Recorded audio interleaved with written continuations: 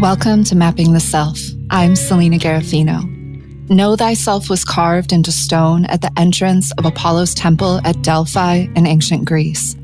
Scholars, poets, philosophers have debated the big questions around what it is to know yourself for thousands of years.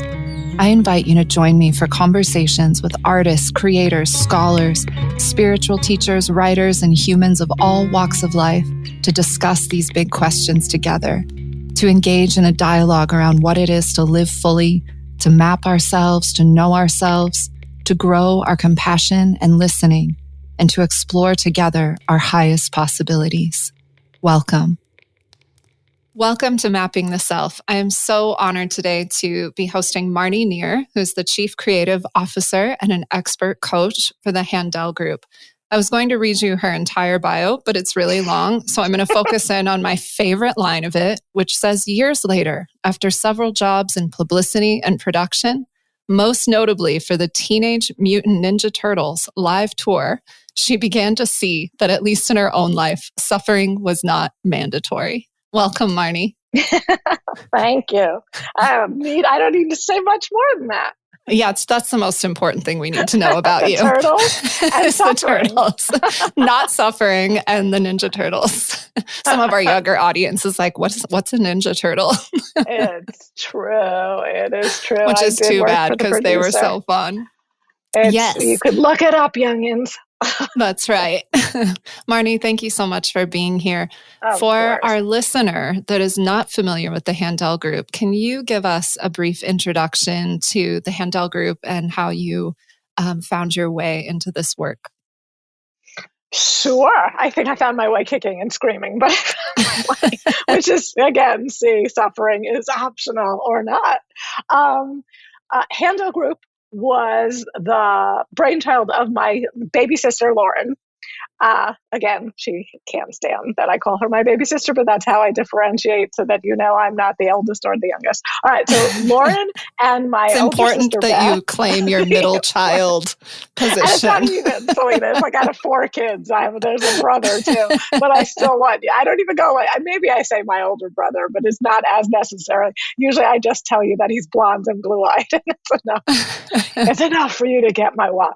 All right. So Lauren and my other sister Beth founded Handel Group Lauren started about 20 years ago after she kind of blew up her own life, really learned a lot, dumped a bunch of friends, stopped lying, told the truth to everyone, started dreaming, lost weight, everything that the Handel Method does and teaches you. She worked on herself and then developed it at MIT with one of her clients and a professor there, and subsequently developed it more in other schools in Yale and NYU and Columbia, and started working on teaching college kids real life education and working on clients. So getting people to start having the hard conversations, start telling the truth about what their dreams are, dealing with their negative inner dialogue and thought loops that keep that just, are roadblocks for our dreams,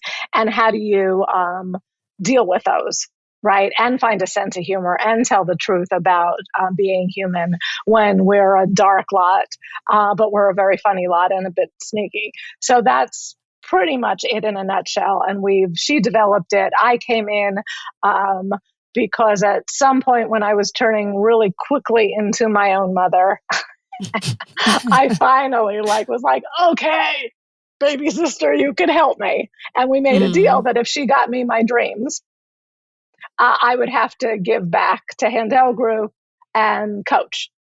Right. So that was the deal. I shook hands on that, and really fairly quickly, she got me my dreams. I wanted to write for TV. It was really based on nothing other than, hey, Sex and the City looks like a thing. Well, I could write one of those. So I really started from there to having my own column in the Westport News, to turning that into a TV show, and it was a long ride, but during that ride, she kept her promise of getting me my dream. My TV show aired on Hulu, 13 episodes. Eva Longoria played my voice, and I was coaching for her and eventually helped her write Maybe It's You, our book, and Inner.U, our online coaching course. So I came in as my writing skills. Like, we eventually got the joke that as a writer and a coach, I was probably the only one that could go do that with her, and did it.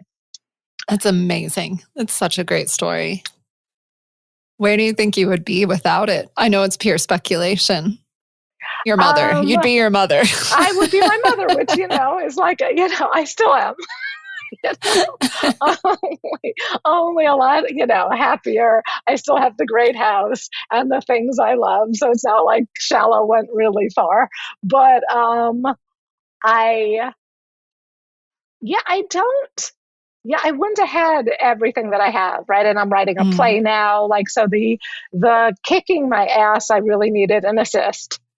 Because I really, the suffering is optional really came from, I was happily miserable, reading Russian literature, smoking cigarettes at UCLA, and really was so busy in those stories that I missed the dream of writing. Right. I was just reading other people's work, and I sat there at UCLA for, 5 years, and, only to later get the joke that I was amongst TV writers and screenwriters, and all of that were right there, but I was too busy suffering to get that joke, and I don't regret it, because, I could use that to help clients and to be funny in my writing.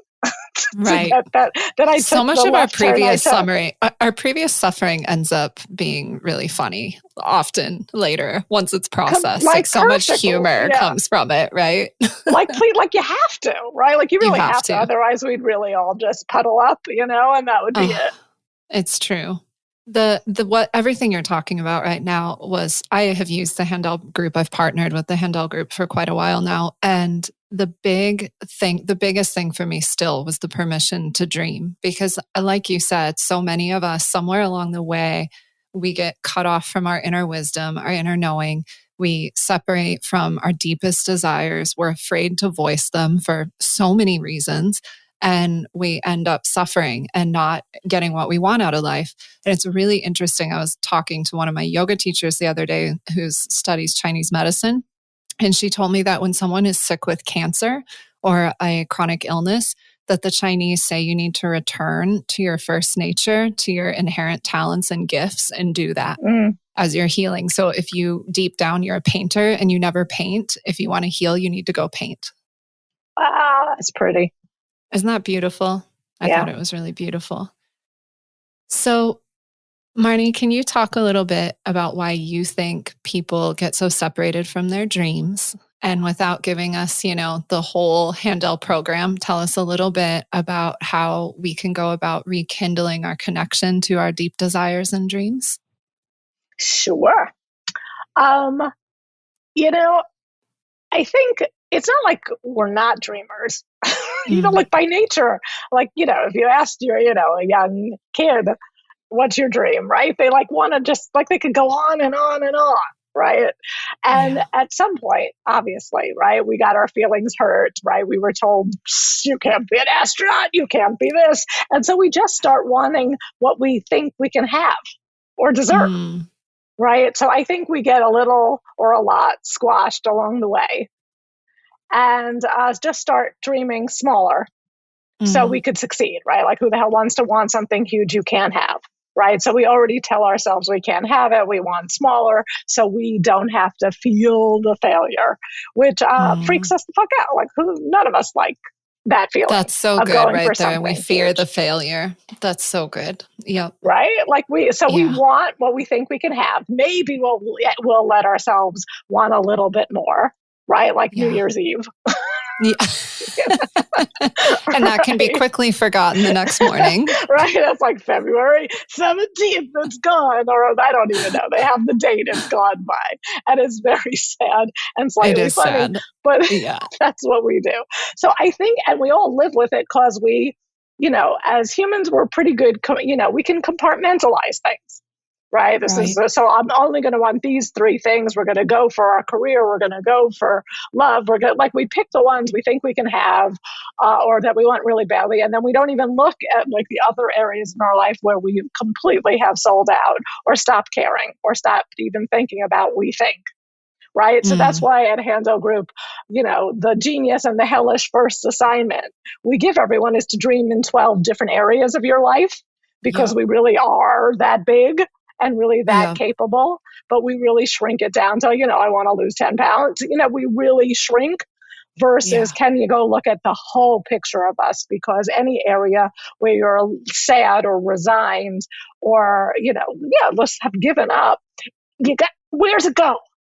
Right? That's Yeah. why the genius of Chinese, what you just said about painting, like, where does that go? Yeah. Right? If you've given up on it, it has to live.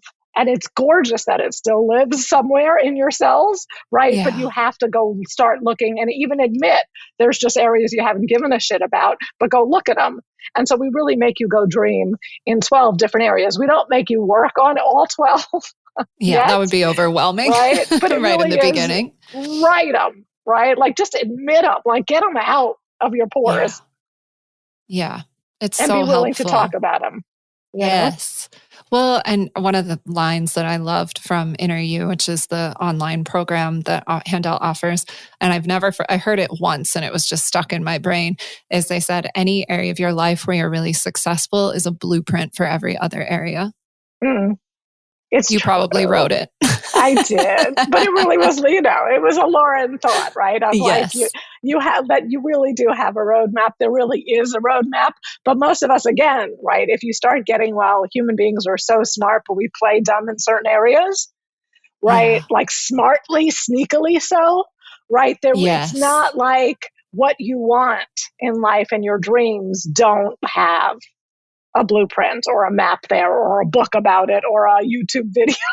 Like there Right. are mentors, like it's been done, right? And the neatest thing and how cute I think humans are, right? Is like if you're talking to someone and you're trying to get them to dream and they don't even know how, but like you really, if you force a human to tell, like to brag of like, what have you accomplished? I swear everyone has something big, Yes. right? And they don't want to admit it, right? Or they're going to poo poo it now and belittle it.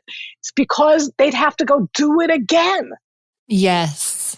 And that time was a fluke, Marnie. It was a total Right? fluke That's that it like, happened the I don't first time. know, right? Like it was, they don't want to admit that here's how I did it, Marnie. Right? I Yeah. didn't listen to what anybody said about it. I just did what the 5 bold moves a day. Like it's not even that tricky how they 5 did it. bold moves a day. That's so good. 5 bold, that's so much more, such an easier thought to grasp than I need to change my entire career. But Yeah, like, and what are that's what 5 sneaky bold humans things go to like. do every day? Exactly, Yeah. exactly. Well, because that's the overwhelm, right? If you try to look at the entire thing all at once, like this is what I want for my career, and you're looking at the end game only, that's easy to get overwhelmed by. But if you reverse engineer back to like, what are the next 3 things that I need to Yes, do? And what are 5 things I can do every day towards one of those 3 things? Then it becomes something progressive. yes, yeah. Human beings we really get stuck, myself included, in the how of it. You know, Yes. and Yeah. that could just like deer in the headlight you right there. Yeah. I had a pastor when I was a teenager that used to say all the time, you can't look at tomorrow's problems with today's grace. So Mm, we get so fixated on worrying about, the next problem that hasn't even happened yet when we have what we need to deal with, right? What's right in front of us in this moment. yes, And we don't, instead of celebrating that and being like, okay, I'm going to tackle this next little piece of things, we get hung up on the problem that's going to happen in 6 years. yes. Like, And we well, don't once even my know like business is how. expanded, what am I going to do when? Yeah, And yeah, that's not yeah. even a problem right now. No, and then we don't even see that as like sneaky of us because it does stop No. us in our track from today. Yes. Yep. Yeah. Yeah, And we give up. We're like, yeah, okay. It's like with exercise, I teach yoga and fitness. People think that they have to exercise for 30 minutes or 60 minutes or an hour or a 90-minute yoga practice if it's their spiritual yoga practice. And so they just don't do it at all. Well, yeah. I didn't have time to do my practice. Well, okay, just unfold your mat. and do however much yoga you do. Once you've unfolded your mat and stepped on it, commit to that, and not recognizing how much benefit you get from 10 minutes on a treadmill or a 10-minute walk outside, and we trick ourselves into thinking we might as well give up. It's like when we have an appointment in the afternoon and we think we can't do anything until 2:30. Yes. Yeah, no, we're so smart. It's awesome. It is awesome when we're using it to our favor. That would be better. That would be better. I think this leads in. So one of the big questions, this podcast is called Mapping the Self. And one of the questions I like to ask everyone, because it's really in part a show about self-mastery, is what do you think self-mastery is? Because I think there's, the big esoteric question about self-mastery, but there's also just the very practical and pragmatic ways in which we, leverage things to our advantage to have the lives that we want. So I'd love to hear from you about what you think self-mastery is. I think it's an ongoing process. For sure. I think there's no. Don't worry, you won't line. be pinned. You won't be pinned to a definition. I just think it's an interesting jump off question. No, I think it's awesome. Opens up a lot. It really does. I'm just like, wow, is there a finish line? I mean, I guess it's the end. But for me, it's there. At least we started with it. I was a Russian lit major. It should all make sense. I think, the fun, and I'll put fun in italics, right, is because it's my kind of fun, is the really getting to know yourself, right? Like the good and the bad, the high and the low. And so I think, and then I think this is obviously an ongoing process because like figuring out my thoughts and my negative and positive traits, right? Like what I inherited. And most of my thoughts might not even be mine, right? So I think the deep self-inquiry to like, how do I go fight for my dreams? What's in my way all the time? What's in my way in my friendships? What's in my way? And it really is my thoughts, my traits, right? And how do I go be my best self without being corny? Like who do I want to go be in the world? Right. And then I'm doing it for like the greater good of my kids. Yeah.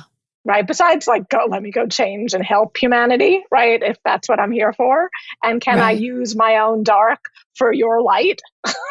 Can I go teach? Can I go here's what happened to me this weekend. Here's the fight I got in with my sister this weekend. So self-mastery is the willingness to, open your hood, look in and talk about it and learn from it. Yeah. And when you trip and fall, talk about it some more, get up and talk about it some more for the greater good, right? So my kids get to do ideally less work than I did because I've already done some of it for them, right? More than my parents did for me, even though they did some, right? And so that's what I think it is. It's opening the hood and with a flashlight and a fucking hopefully sense of humor, but it doesn't always, it's not as easy.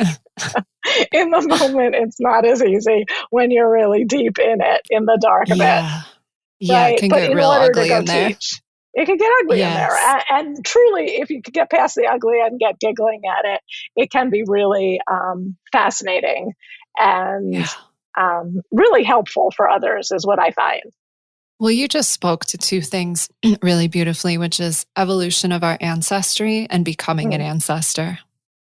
Evolving the ancestry that's been handed to us, which by the way is an entire module in Inner.U. There's a ton of work around ancestry.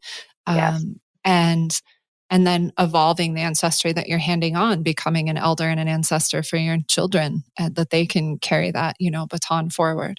And that's such a beautiful, beautiful thing.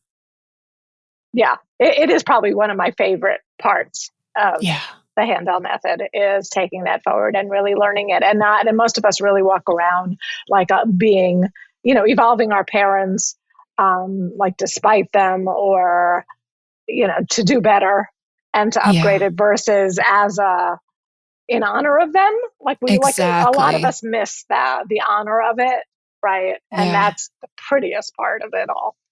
And that's it. There's a big difference between approaching it from a place of I'm honoring my lineage through this evolution versus I'll never be anything like them, or Right. the anger and resentment and bitterness around it. That's a very different thing. It's the same Yes. thing as approaching personal development coaching, this kind of work from love instead of for it. If you're doing it for love, that's going to bring, you're not getting closer to yourself in the same way. And there's going to Yes. be a lot of shame in the process of opening up the hood. Yes. How do you think people can kind of stay out of shame, speaking of which, when you're starting to see your uncleaned carburetor?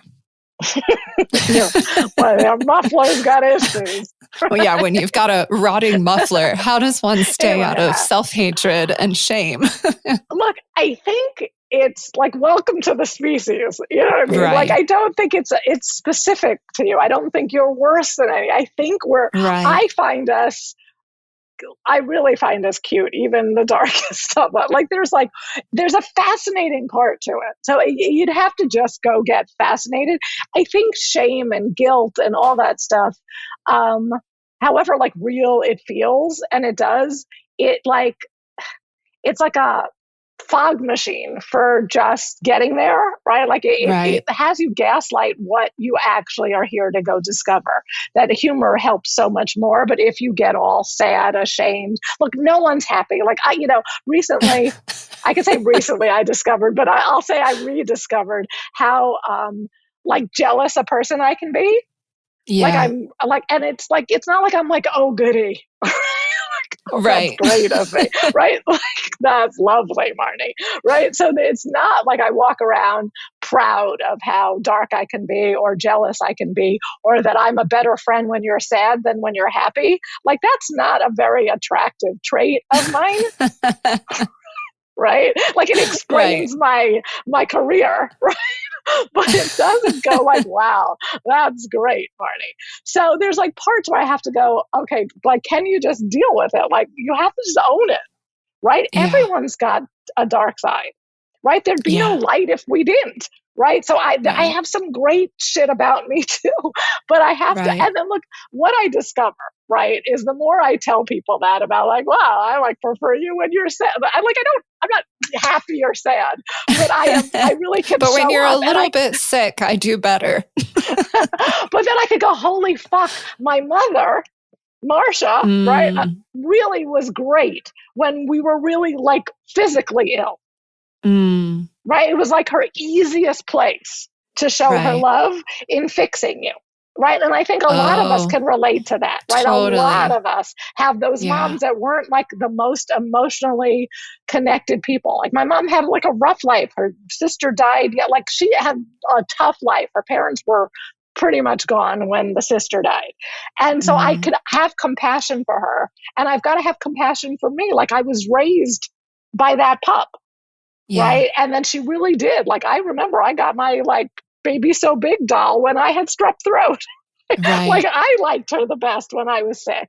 And I could go like, wow, I have upgraded it, evolved it, but I have a way to go. Yeah. I love all this because I tell my yoga students all the time, it's all innocent. Like it's human and it's innocent. And I think for me, that's been the shift from shaming myself in personal development work was just what you're talking about, recognizing that it's so human. I just had a difficult situation come up in Costa Rica, and I was with Hallie Love, who's a emotional healing therapist and personal development coach that I run some trainings with and work with. And I was really like in the thick of something and I was crying, and she put her hand on my back and she said, well, Selena, you have to have this or otherwise you would just be too perfect. And I just started laughing. I couldn't stop laughing. Do you know what I mean? She was like, thank God you have to have these things because you'd just be too perfect. We need these little messes. And it was so sweet. It was such a sweet little reminder. But it really is. Like it's all just human and innocent. And it's easy to look at other people and think, we see someone on Instagram, social media, whatever, and think that they just have it all together. And their marriage is so perfect and their kids don't, blah, blah, blah, blah, blah, blah, blah. And they don't deal with this kind of, and it's just not true. It's not true. It's not true. And then like our heads that are protecting us, right? Or all those voices in your head that's protecting you from the saber-toothed tiger that doesn't exist anymore, right? Is telling you to keep that stuff to yourself, right? But what you miss the awesome irony of the more I tell people, oh, look, I'm a better friend when you're sad, right? The more people, I swear people like me. Yeah. Like we forget. Well, it's more relatable because, Yes. it's like, I actually can't, I've told people this before and I might get myself in trouble, but I'm going to say it anyway. I have a really hard time with a lot of famous yoga teachers because everything's so perfect. Right. And they're always presenting everything as like, I meditate 3 hours a day and I really have my center and I'm so calm and I don't yell at my kid. And it feels very like up on a pedestal. And I actually prefer the yoga teachers that are super honest about how I left yoga class and then cut someone off in traffic and flipped them off because I was having a moment and I have this unsavory trait. And I also have all these tools, but I don't always use them correctly. Yeah. That. I have so much more respect for that. And I think people connect to it more than when there's someone like superhuman. And that honesty too, it's safer. Every guru that has harmed a lot of people was because they were seeking followers and putting themselves on a pedestal, right? As being non-human. And so I think when we keep ourselves honest like this, then also in helping people, we don't start putting ourselves on a pedestal above anyone. Yes. Yeah. Amen. And we're empowering them instead of leading them. Like, I don't want followers, No, I'm you. Exactly. Here's what I did, and here's how I got out. Hopefully, I'm like, if I'm helping people, I'm like a step 1 or 2 ahead, maybe. Right. But not in every area. Definitely. One of my yoga teachers, Dr. Douglas Brooks, always says, I'm not you. I'm something like you. I'm nothing but you. And then he says, if my experience is nothing like your experience, it's called a delusion. So, which always makes me laugh, so he's like, so you're not unique and you're not alone and you're not having an experience that no one has ever had before. If you are, it's a delusion. And that's such a reality check, right? Like, oh, okay. I'm not alone. No, not even. No, try. Nice try. Yeah. Nice try. That's a good theory. It is what your head would want to sell you, right? No one's as dark as me. No one's just because it wants to stay same. It doesn't want to have to voice this stuff, right? For fear. It has to just sell you that it wouldn't go well versus people are going to like you more. If you don't expose it. Yeah. Mm-hmm. And instead, that's the stuff that molds in our refrigerator. Yes. Right. That's just hiding in the back and causing a big stink while everything on the outer edges of the shelf still look pretty. It's true. Yeah. Yes. So, Marnie, one of the things I wanted to ask you about, I was talking with Jeff Krasno recently, and before I was prepping for that interview, I was listening to all the podcasts with him, and Elena Brower, our mutual friend, and Jeff had this conversation about how there used to be a very direct line between personal wellness practices and civil service, like really showing up in the world for global well-being. And especially, in the 60s, when some of these practices were first getting popular, we have these first inklings of yoga and Tai Chi and meditation and all these things coming to the West, that people were doing those things in the morning and then really engaging in a civil way in the afternoon, and how then it really pendulum swung the other way. And wellness practices in, the late 90s, early 2000s, and even still happening, there's a propensity towards it being very self-focused to a detriment, and how now the pendulum's kind of swinging back to the middle, where people are realizing that there has to be a direct line between their personal wellness and global well-being. Yes. And I was hoping you could chat a little bit about that. Cool. Let's see what I got. It's a big question. I like to ask light questions, Marnie. Really simple, light questions.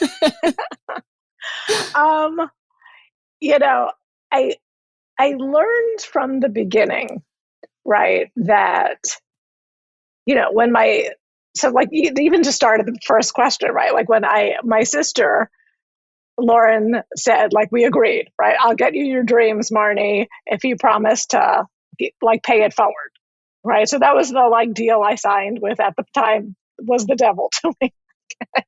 So I shook hands and I was like, okay, yes. get me my TV show, right? So the Right. emphasis on my, okay? And I will pay back. I'll teach everything. You get me my dreams. I'll go get happy. She also taught me that, and again, this is like a theory, but one I really bought, was that the only way my TV show was gonna sell, right? Mine, like, why me, right? I had no background, no, I've studied Russian literature at UCLA, not film writing or TV writing. And was if I made it about, like, if it was to make a difference in the world. Right. Right. So it couldn't just be writing a TV show because I wanted to be known, because I wanted to be appreciated, because I wanted to stand out, like all that, which I think originally is where I go. Right. Okay. So I want to take care of me. I want you to know me. I want my name up in lights, whatever the frick was my self-centered me act. Right. I had to go get it bigger if I really wanted to believe that I could sell a TV show. So now I had to make my TV show, which was based about, my life and mothering and all that kind of stuff. I had to go make it in order to fully believe I could sell it, about making a difference and speaking for other moms out there. So the minute I got the bigger picture about making a difference on the planet, my sister had me believe that would be how it could sell. It could only go if I were about others. So I put that into everything, of believing that I can't just be about me. Yeah. Okay. We also, in that module 1, I talked about in writing your dreams in every area of your life, there really is one area is contribution. Yeah. Because I think we forget that, right? We're like, we want to find love. We want to go do that. It's all me based. I want to be in great shape. I want to live longer. I want to be a great mom, right? Like, we get a little bigger there, but we don't go big picture world. And can I lock it in by giving more of a shit, like, or equal of a shit, or like something of get it out of me. And it was also why my deal worked, and why I believe I sold my TV show, is because I also had to be willing to be a bigger, greater person than wakes up in the morning. Yeah. So, right, I share, Kara, I'm a good friend when you're sad. Yeah. Not if you're happy and I'm jealous, right? Like, so that's what wakes up in the morning wants, like, a cigarette still, you know what I mean? 30 years later. So I have to go give back, or I'm thrown to just care about me and protect me. Right. So I have to get bigger picture in order for all of the dreams about me to happen. I got to care about you and the world, and give a shit about the community, and give a shit about humanity at large. Yeah. Yep. That's really well said. That's beautiful.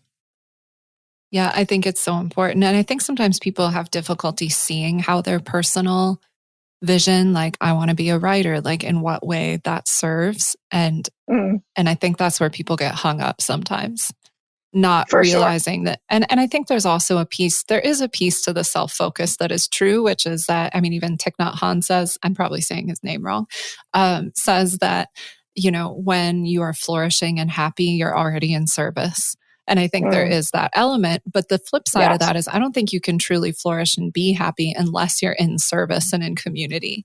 And sometimes we trip over that a little bit collectively. Yeah. No, I'm a much better person when I care about you than me. Right. Yeah. I really, but it's not what wakes up. It's not what my head wants to sell me. I like it, really.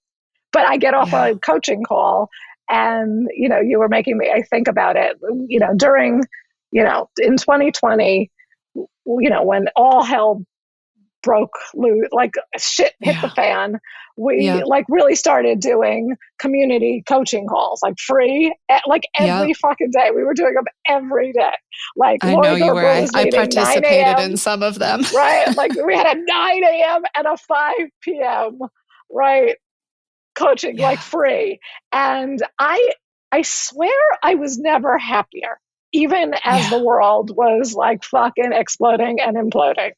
And the saving of those people, the building of a community. There were like 30, I don't know how many of us, but at the end, truly, it was like 33 fucking people every day were gathering and purging and just dealing with it. And I got to facilitate it, and they got to become a community. Like truly, they meet. I swear, Selena, they like meet without me still. That's amazing. They like just figured out how to like pay me to come like once a month to facilitate the 30 of them. Yeah. And they meet without me on the other days, but I come in. So they like, put together that group because it was such a pretty state of community and people helping each other fight for their dreams. Yeah. And deal with the dreck that's in the way. Yeah.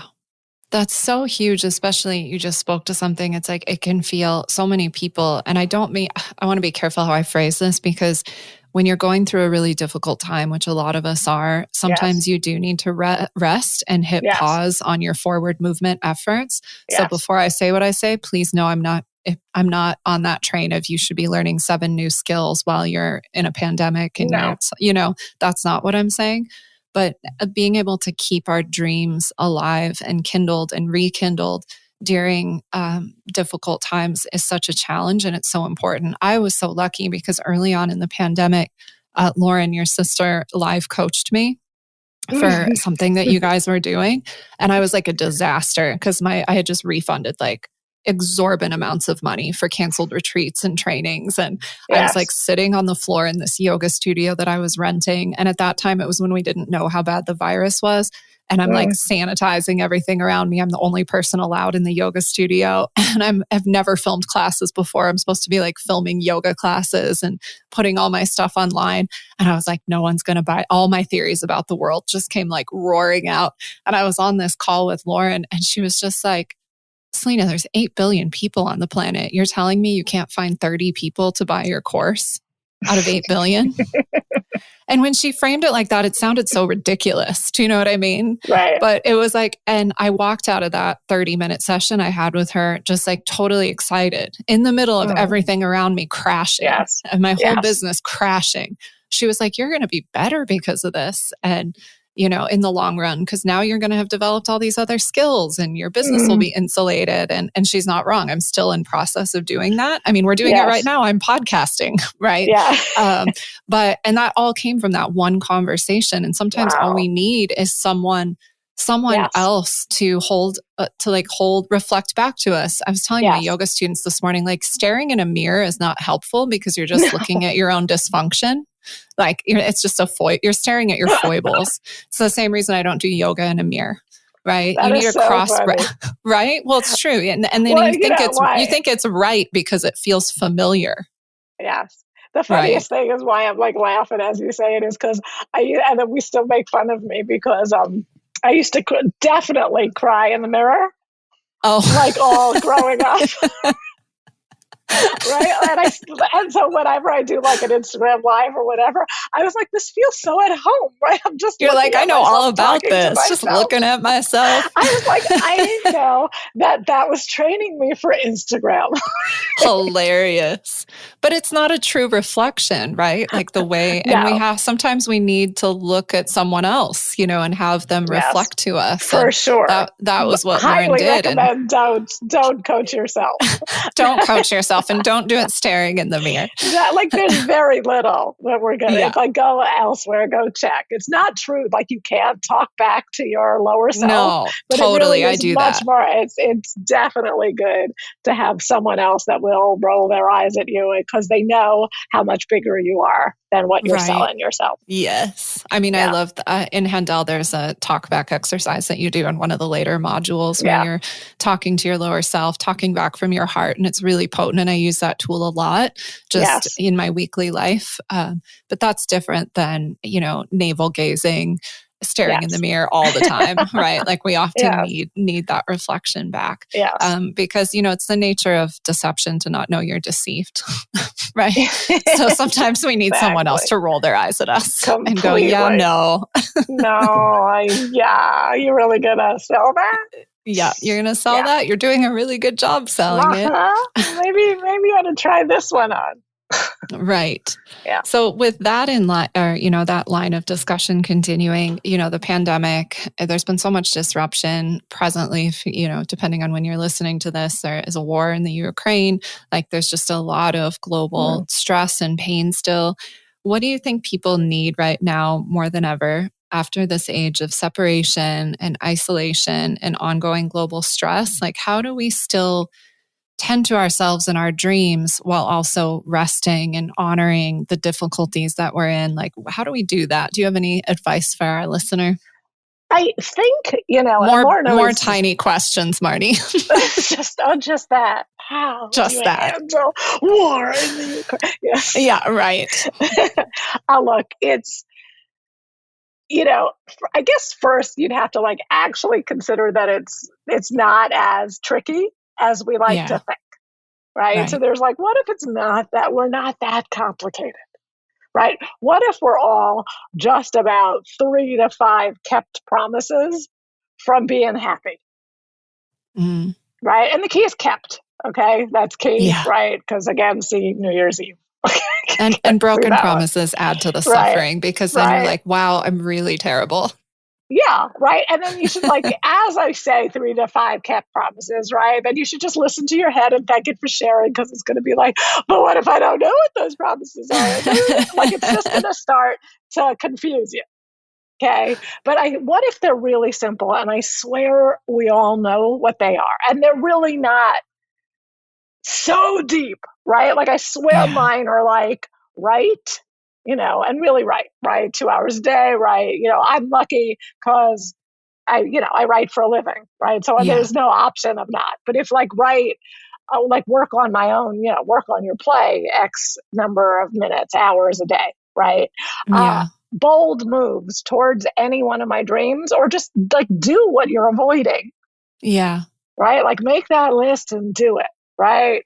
There's exercise, obviously, right? So there's meditation, there's whatever you need, and don't overpromise it, right? There's there's definitely jump my husband, right? I have to have a sex promise, I have to have an exercise promise, I have to have a writing promise, and I have to purge if I'm ever, which is what we're talking about, if I'm ever below an 8 in happiness, there's something cooking and I'm avoiding something.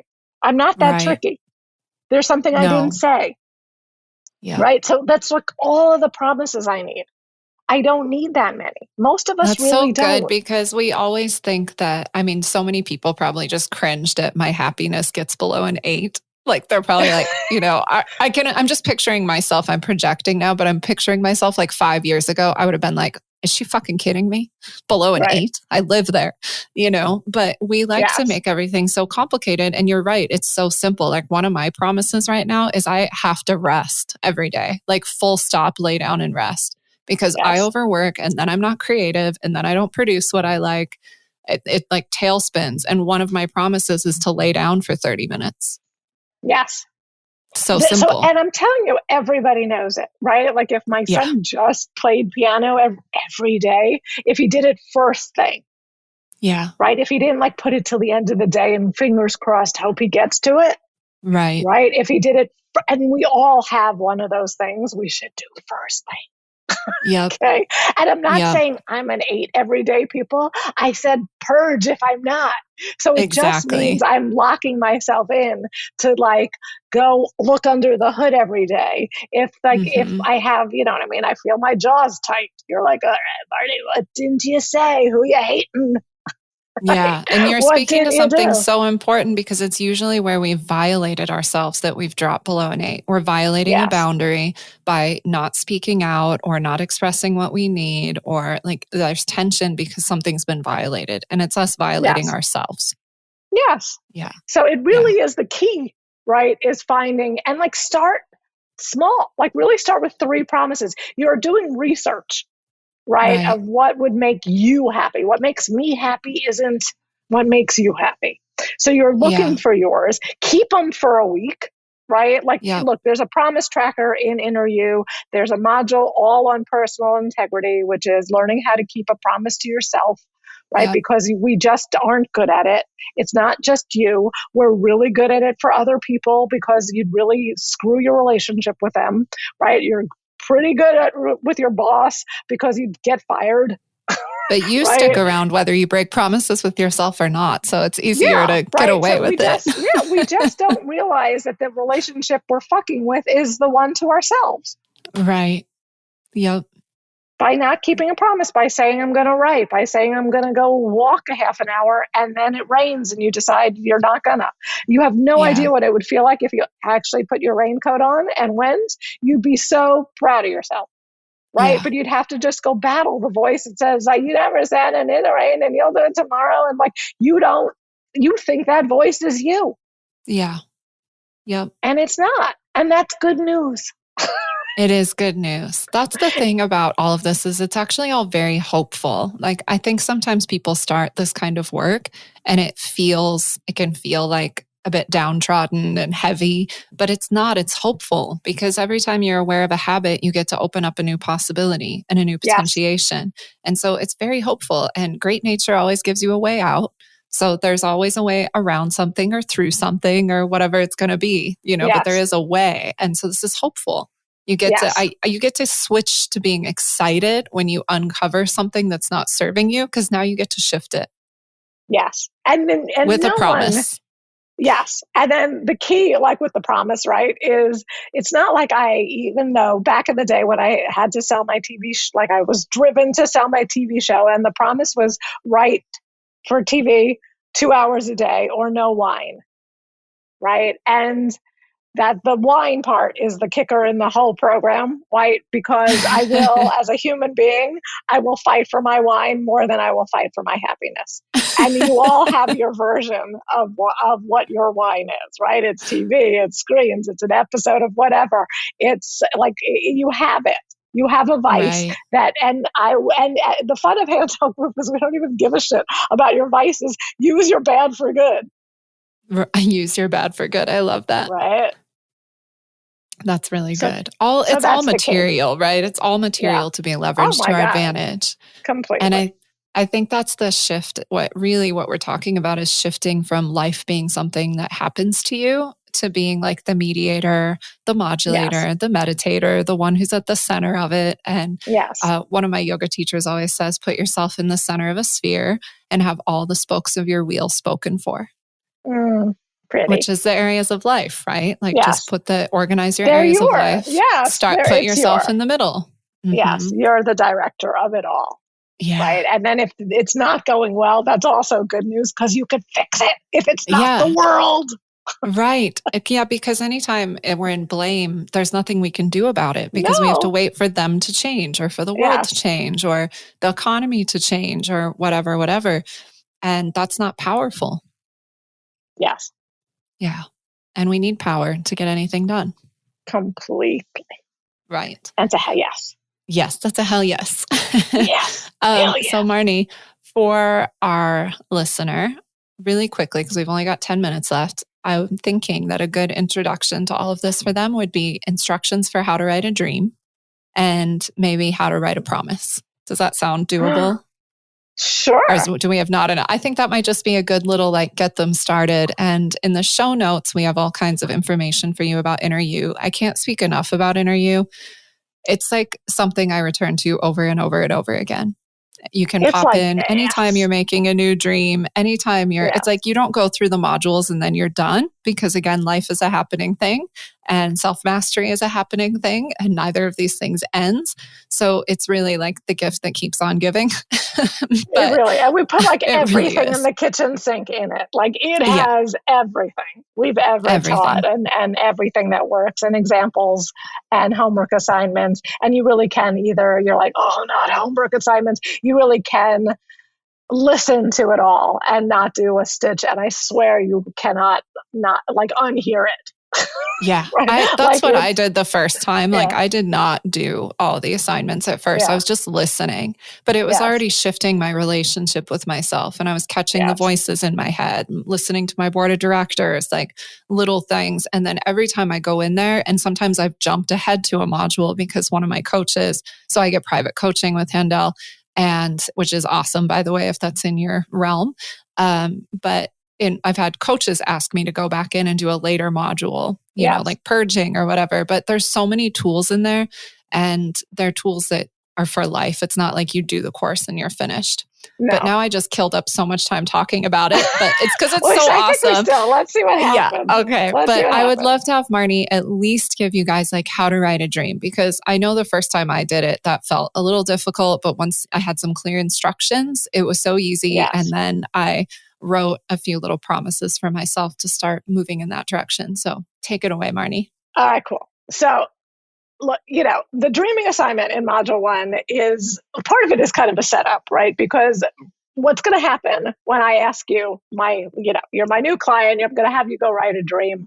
If you haven't done any self-help work before or anything like that, you're going to write a dream that tells you more about what you don't want. Okay, right? Like my triceps no longer jiggle. Right? You know what I mean? I look great in a t-shirt. I don't see my back fat, right? Like that would have been my first one. Okay. Right? Like all that. That's so funny. That's what we do. So I'm telling you what not to do. Okay. So your dream is you're writing it in the present, like as if it's already happened. It's a year out. You're looking back at 2022, 22, and wow, oh my God, right? My body rocks. Right. It's so hot, right? I look in the mirror and go, holy shit, I'm so proud, right? So you're writing how it feels to be you. You're writing like it's already done. Okay, so if you're writing about your career, you are writing details. You're like, holy shit, I love my new company. You don't have to curse in it. I do curse in my dream. Okay, right? And I am making X amount of dollars, right? My coworkers are like new friends, right? I get to go create. I get to go work from home. Like whatever the fuck your dream is, you write it.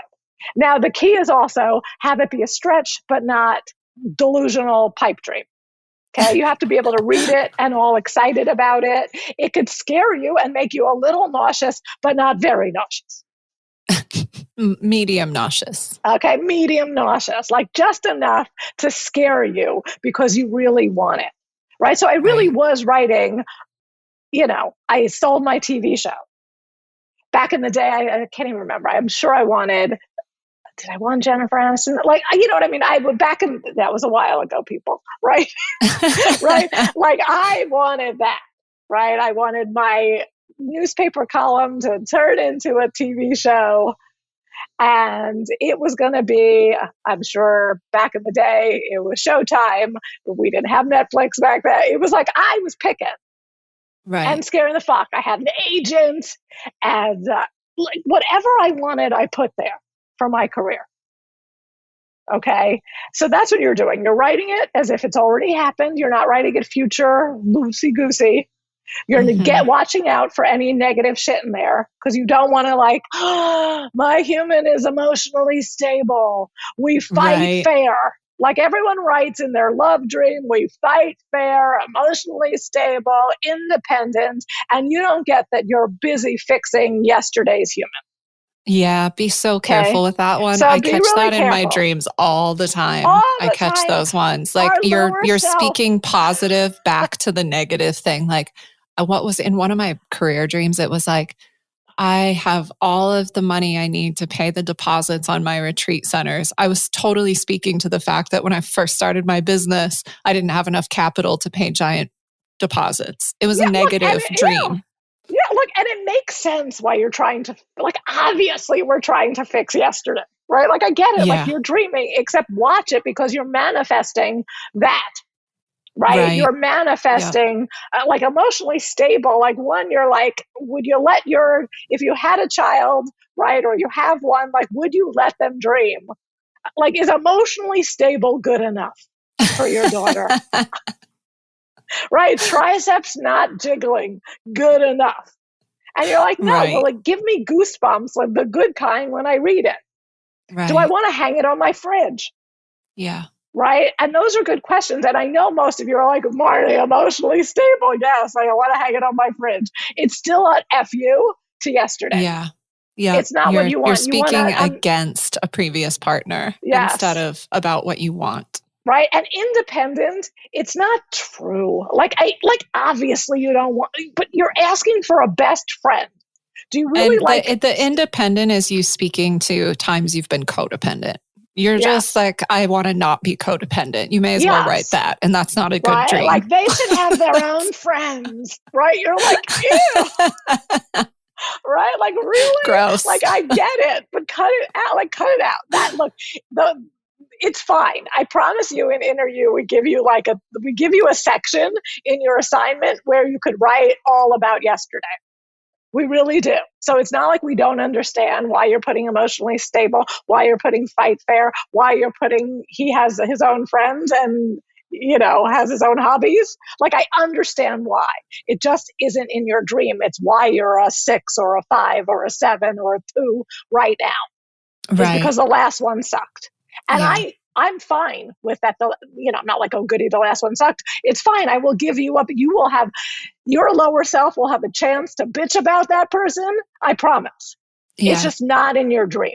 Your dream Yeah. has to have what would rock your world and what you Right. want, because we need it to be that exciting, that on your fridge, because we're going to have to go to battle with your lower self that doesn't, Every that day. wants to push snooze tomorrow and Every tell day. you it's Because every raining. day they're going to want to hit snooze. Yeah, they're going to want to hit snooze. It's going to be raining. They're going to prefer to email than do something bold and scary. Right. There are Trust me, I've been always doing this for conditions. There's years, and always I want, excuses. right? Like, I want to not make a bold move. Like, I want to put a bold move in an email. Like, I Right. have to battle me. Right. So I understand you're going to have to battle you, but the dream is really important. So no negative dig.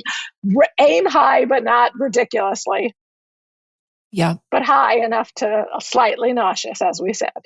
And Mm-hmm. get the negative digs out of there. It's what you want, not what you don't want. Watch out for sneaky language with you're going to want to go to hyperboles, like you're going to want to go to and I have all the money, like you're going to want to go big. And it's Yeah. hard to like hold that, wrap your arms around it, even if it's a stretch, if you go too hyperbolic. Like don't do it, right? But go Yeah. big, scare yourself. Yeah. Specific is good. And the Yes. specific is not a limitation because you can upgrade the dream once you've achieved whatever you've achieved. You can make it Yes. even bigger. But being so specific, you can't reverse engineer something that's not specific to figure out what steps you need to take. So Yes. being like, I'm a world changer, like, what does that mean? Right. It has to be so specific.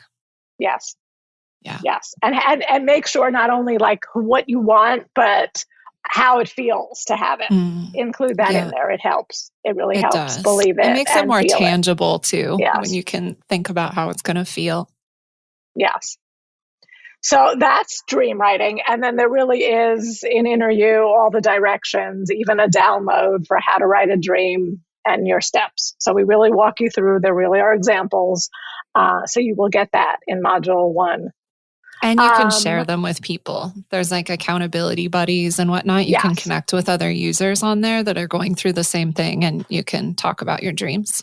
You're definitely going to want to, because again, left to our own devices, we'll push snooze. Yeah. We have. Well, it's the See same reason February like 17th. anyone I know who had and was an alcoholic that quit spent a long time just telling themselves they would stop before they went and told someone else, right? And it wasn't until they told someone else. And this doesn't just, that's a really dramatic example, but it's everything in our lives. Like if we don't tell people, if you tell a friend, I'll meet you at 6 a.m. to run, you're going to show up. Yes. Right?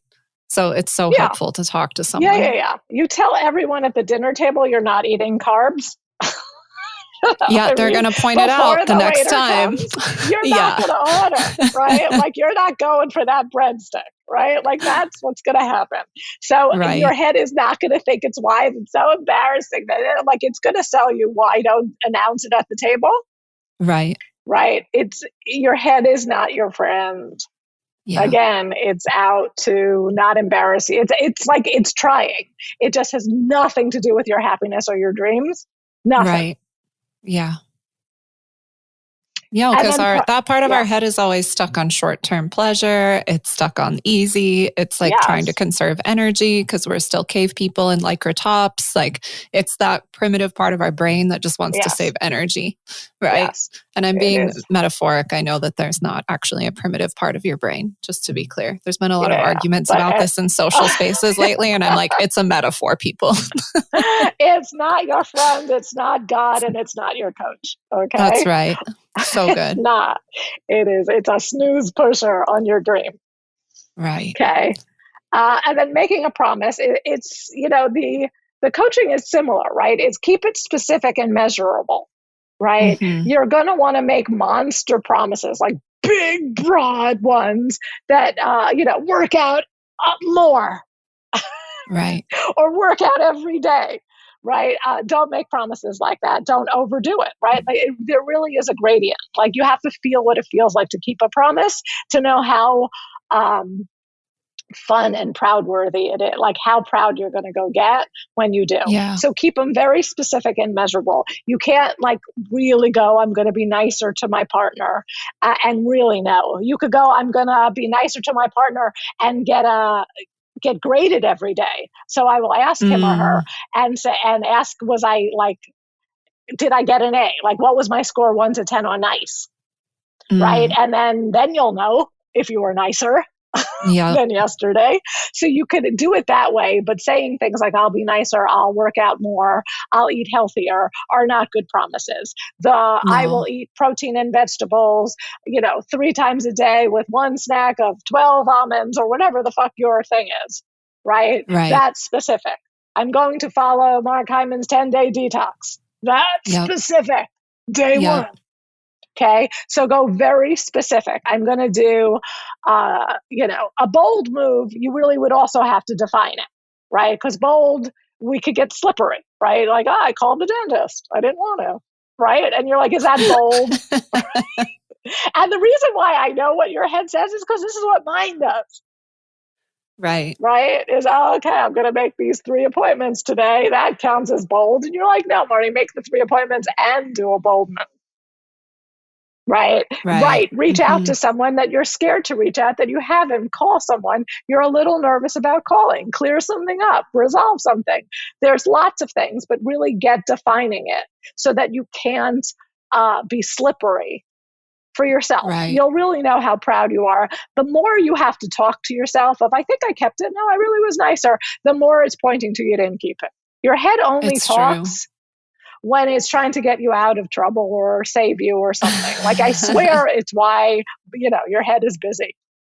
Because you didn't say something to a friend, so now it's talking to you about the friend as opposed to the friend. Yeah. Right? Oh, that's so good. That's so true. It's so true. Right? If you get off the phone with your mother and you're still talking, you like stepped over something, people. Oh my gosh. I just avoided a really difficult conversation, which I know better. I talk about hard conversations. I did a live stream with Handel about hard conversations with you. And Yes. still, sometimes I get in we call it our bad wolf in our emotional healing coaching. I get in my bad wolf and I don't do things that I know how to do. And I put off this conversation for months and it was getting Yes. more and more painful. And the stories I created about what was Yeah. going on with this person were insane.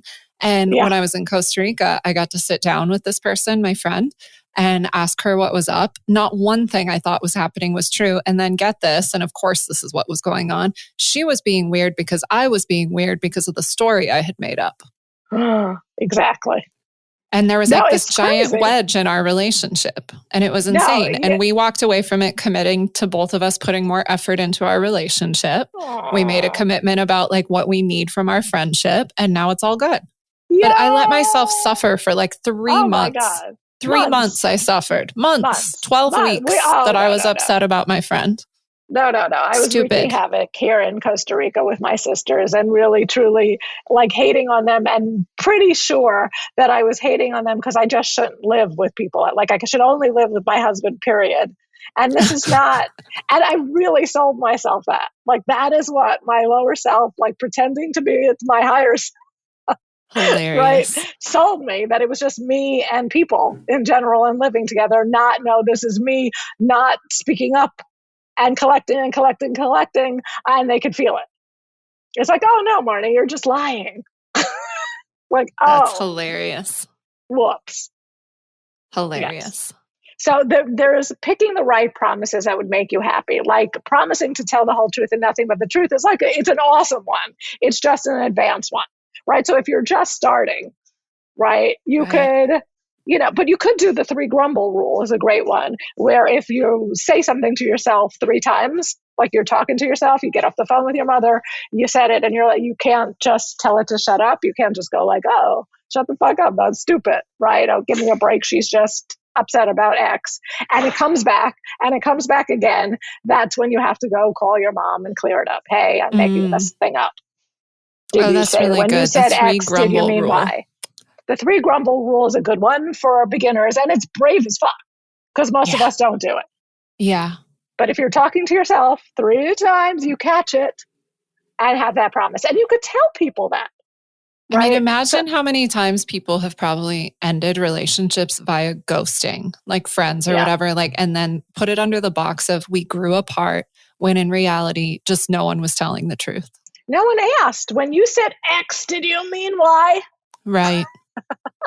Which like is what I did when I finally had the conversation. Yeah. When you did this, I experienced it like this. Is this what you meant? She was like, no, not even a little. Right? I swear I'd be out of a job if we all just did that all the time. Because we make shit up and we drop from the whole podcast. We drop states, right? And that's what happens. Yeah. We just make something up and it goes into an old file and we get our feelings hurt or whatever. And instead of just clearing it up in that moment, it now becomes something. And you don't know that you dropped states and are now like, you opened up a manila folder or a folder on your computer for the youngins and started collecting for when they say, oh my God, she doesn't like me anymore. And she does that. And she thinks I'm this and she thinks I'm petty. And now nothing that person can do can get out of it. They can't get out of that because you never cleared it up. So that's an awesome promise. It's a big one for people to make, but you really can start small of like, just notice any grumbles. Start noticing. And it's so rare that what you think is going on is true because usually, I said this when we did our live stream, like you interpret other people's actions as what it would mean if you did it.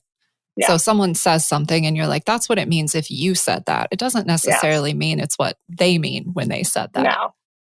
Look, I changed a person's life, I swear, by just making her promise to not push snooze anymore. Like we just put in a promise and a consequence if she pushed snooze because she was running late like every fucking day of her life at work. And she felt bad every fucking day.